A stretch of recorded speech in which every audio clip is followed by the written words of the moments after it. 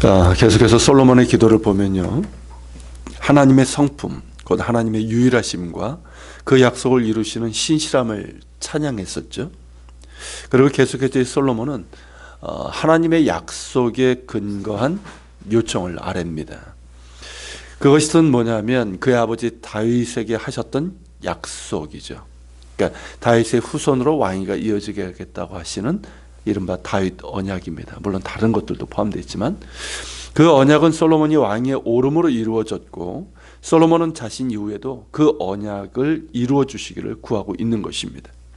솔로몬의 기도에서 배울 수 있는 것은 하나님의 약속에 근거한 기도입니다. 하나님은 약속하신 바를 어길 수 없으십니다. 그 약속하신 바를 신실하게 이루시는 하나님이십니다. 그러므로 하나님의 약속에 근거하여 드리는 기도는 하나님의 응답으로 이루어집니다. 물론 이제 솔로몬이 고백한 것처럼 하나님께서는 다윗과 그의 후손들에게 하나님을 경외하며 그 율법들을 행할 것을 요청하셨고, 그렇게 하는 것이 응답의 중요한 요건입니다. 그리고 하나님의 약속과 그 약속을 이루시는 하나님의 신실하심에 믿음으로 구하는 기도는 응답으로 이어집니다. 말씀하신 바를 이루시는 하나님을 신뢰하며 구하는 기도인 것이죠. 스펄전이 말한 것처럼 약속을 근거로 내세우는 기도는 성공을 장담할 수 있습니다. 사도 요한 역시 우리에게 확신에 찬 말로 권면하고 있죠.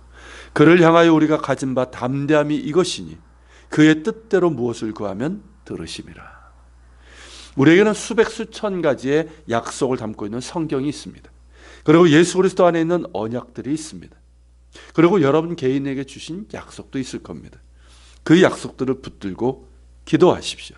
하나님은 약속을 지키시는 언약의 하나님이십니다.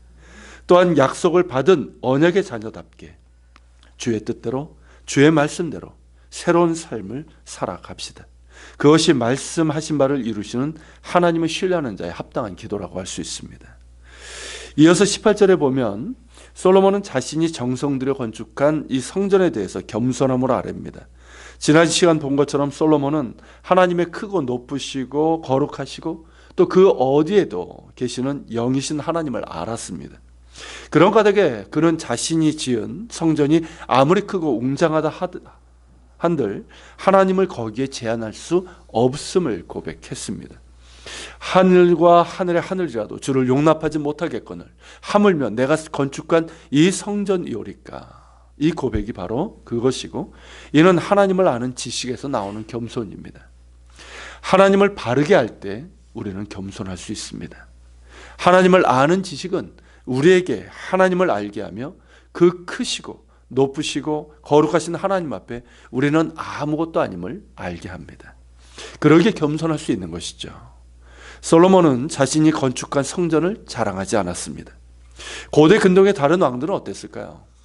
자, 그들이 섬기는 신이 있지 않습니까? 그 신들을 위해서 신전을 크게 짓고는 자랑하고 자신이 섬기는 신들에게 내가 호의를 베풀었다, 그렇게 말하는 것이 일반적입니다. 그러나 솔로몬은 하나님이 너무나 크시고 높으시고 거룩하시고 어디에나 계시는 하늘들의 하늘이라도 용납할 수 없는 그런 분이심을 알기에 자랑하지 않았고, 오히려 겸손함으로 하나님께 아뢰고 있는 것입니다. 그의 겸손은 갈망으로 이어지게 됩니다. 19절부터 21절에서 솔로몬이 뭐라고 간구하는지 한번 보십시오. 그러나 나의 하나님 여호와여, 주의 종의 기도와 간구를 돌아보시며 주의 종이 주 앞에서 부르짖는 것과 비는 기도를 들으시옵소서. 주께서 전에 말씀하시기를 내 이름을 거기에 두리라 하신 곳 이 성전을 향하여 주의 눈이 주야로 보시오며 종이 이곳을 향하여 비는 기도를 들으시옵소서. 주의 종과 주의 백성 이스라엘이 이곳을 향하여 기도할 때 주는 그 간구함을 들으시되 주께서 계신 곳 하늘에서 들으시사 사하여 주옵소서. 여러분, 이 기도에서 솔로몬의 갈망이 느껴지십니까? 아무리 성전이 크고 웅장하게 지었다 할지라도 하나님께서 긍휼을 베푸시지 않으면 아무런 의미도 소용도 없다는 것입니다. 그러기에 솔로몬은 갈망하며 간구합니다. 그 어디에도 제한받지 않으시는 하나님이시지만 주의 종의 기도와 간구를 돌아보시며 주의 종이 주 앞에서 부르짖는 것과 비는 기도를 들어주시기를 간구하고 있습니다. 또한 주의 백성 이스라엘이 이 성전을 향해서 기도할 때 그 기도를 주께서 계신 곳 하늘에서 들으시고 사하여 주시고 응답해 달라는 기도입니다. 겸손한 갈망이 그대로 느껴집니다. 다른 인간 종교에서는 인간의 불확실한 상황을 통제하기 위해서 신을 섬기고 또 신들을 위한 신전을 크고 화려하게 짓습니다. 그렇게 신을 달래고 신을 기분 좋게 해서 자신이 원하는 상황으로 컨트롤하기 위해서입니다. 이것이 인간 종교의 특징이고 우상 숭배의 전형입니다. 그러나 솔로몬은 자신이 그렇게 할 수 없음을 압니다. 하나님은 그런 분이 아니실 뿐더러 우리가 통제할 수 있는 분이 아니십니다. 우리에게 필요한 것은 하나님의 긍휼입니다. 하나님의 긍휼히 여기시는 사랑이고 진노 가운데서도 긍휼을 베푸시는 하나님의 자비하심입니다. 그러게 솔로몬은 하나님 앞에 겸손한 갈망으로 하나님의 긍휼과 자비를 구하고 있는 것입니다. 내가 하나님을 컨트롤하고자 함이 아니라 하나님께서 나를 다스려 주시고 긍휼을 베풀어 주시기를 구하고 있는 거예요.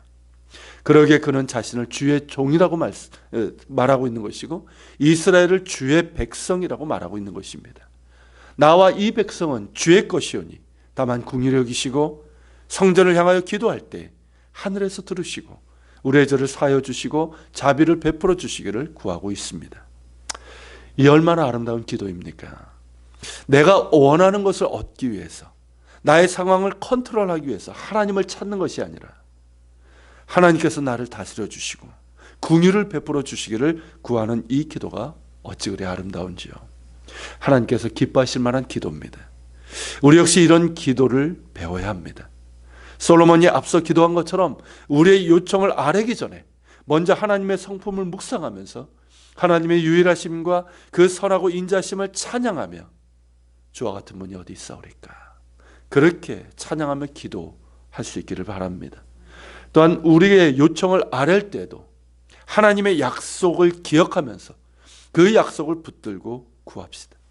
말씀하신 바를 이루시는 신실하신 하나님을 신뢰하면서 간구합시다. 더불어 그 언약에 합당한 삶을 살아갈 수 있기를 힘을 주시고 인도해 주시기를 또한 구합시다. 우리에게 필요한 것은 하나님의 긍휼입니다.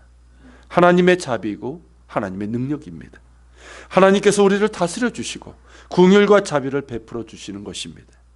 그러기에 우리는 겸손히 엎드려 하나님을 바라봅니다. 겸손한 갈망으로 하나님을 구합니다. 어제 나눴던 말씀처럼 하나님께서 나를 돌이켜 주시고 나를 굴복시켜 주시기를 구합니다. 나를 긍휼히 여겨 주시고 그 자비와 사랑으로 붙들어 주시기를 구합니다. 겸손한 자를 기뻐하시는 하나님께서 응답해 주실 것입니다. 그 겸손한 갈망 위에 이른 비와 늦은 비의 은혜로 채워주실 것입니다. 하나님 자신으로 충만히 채워주심으로 응답해 주실 것입니다. 그런 기도로 오늘도 하나님 앞에 나아갑시다. 같이 기도합시다. 주님, 우리가 주님 앞에 솔로몬과 같이 기도하길 원합니다. 하나님의 성품을 찬양합니다. 하나님에 대해서 깊게 묵상하며 주를 찬양합니다. 그리고 주님, 하나님의 약속을 붙들고 기도합니다. 그리고 하나님, 겸손한 갈망을 하나님께 드립니다. 하나님, 내게 필요한 것은 하나님입니다. 하나님의 사랑이고 하나님의 긍휼입니다. 하나님, 나를 다스려 주시고 나를 인도해 주소서. 긍휼을 베풀어 주소서. 나를 돌이켜 주시고 나를 굴복시켜 주시옵소서. 우리 같이 기도하며 주님 앞에 나아갑시다.